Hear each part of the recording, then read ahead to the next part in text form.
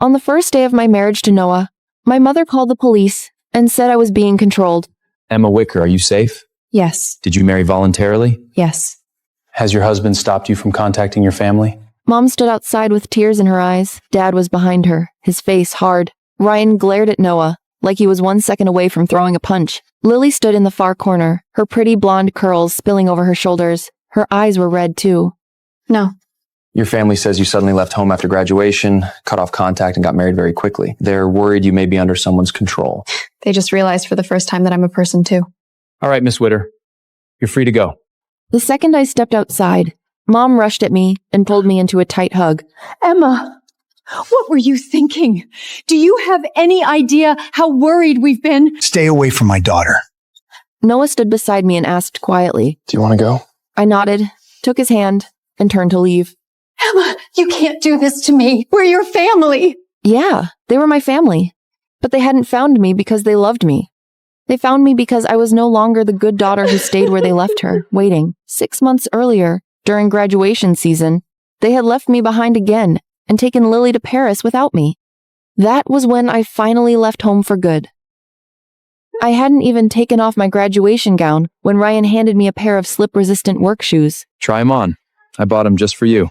You can stand for 10 hours in these and your feet won't hurt. Outside the auditorium, the lawn was full of graduates taking pictures with flowers in their arms. Some were being kissed on the forehead by their parents. Some laughed with champagne raised. Others tossed their caps into the air. And in my hands, instead of flowers, was a pair of dull gray shoes. Mom took my diploma, folded it once, and tucked it into her bag. Then she hurried over to Lily, under a tree, where they bent over the Paris guidebook they'd just bought.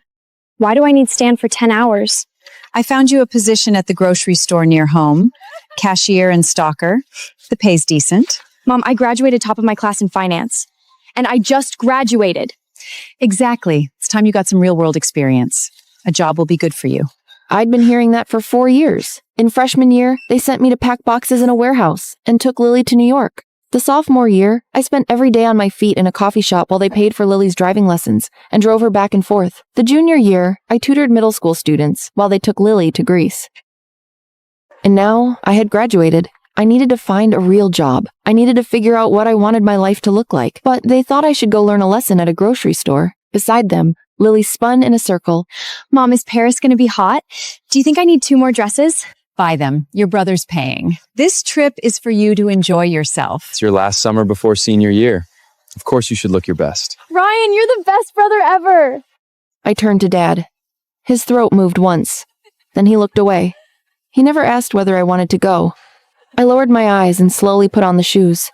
They really were light. Light enough to walk out of that house for good. When we got home, Lily pushed open my door. Emma, I want to use your suitcase. My answer was just as direct. No. Why? Mine doesn't look good in photos. Yours is a better color for Paris. I need it. What do you need it for? You're not going anywhere. This wasn't the first time she'd used my things. She wore my sweater to a party and returned it smelling of alcohol. She took my camera on a trip and brought it back, with a cracked lens. The last 2 times she borrowed my suitcase, it came back dented. Every time, she said. Sorry, I didn't mean to. Then did it again. Footsteps sounded outside. Mom, Dad, and Ryan appeared almost together. Emma, it's one suitcase. Do you really have to make such a big deal out of it? We're family. Why are we always fighting over little things? Lily's packing tomorrow. Don't upset her. I told you I need it. I'm not giving it to her. Are you deaf? The room fell silent. Ryan turned and went into his room.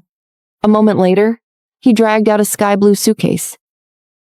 It was his birthday gift. I'd bought it for his birthday, with 3 months of part-time pay, the summer after sophomore year. He had just started his first full-time job then. I thought he could use it for business trips, but he had never used it once. Now he rolled it over to Lily. Use this. Is that okay? Emma gave it to you? It's fine. It's mine. Use it. Right. It's fine.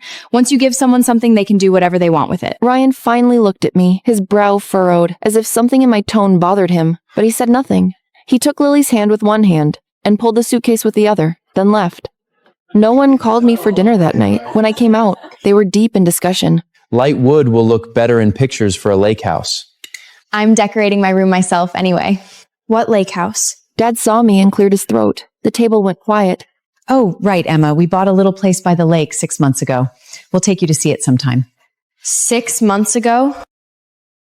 Yes. We just never had a chance to tell you. I cut into the cold chicken on my plate and wondered if they'd never had the chance, or simply never thought to. What's the door code? 081904. My fork stopped. August 19th was Ryan's birthday. April was Lily's birth month. That's a nice code, Mom. Do you remember when my birthday is? Why are you asking that? You don't even remember your own birthday? You were born in winter. It snowed hard that day. Your mom wasn't due yet. Then she started bleeding in the middle of the night, scared us half to death. He said it as casually as if he were talking about the weather. You've been trouble since the day you were born.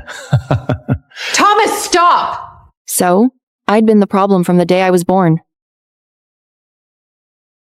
As I dried the last plate, my phone buzzed. An email popped up. Congratulations, Emma Whitmer. Your onboarding for the Port Marion graduate program has been approved. Housing confirmed. Please report next Monday. I stared at the screen. My chest suddenly felt lighter.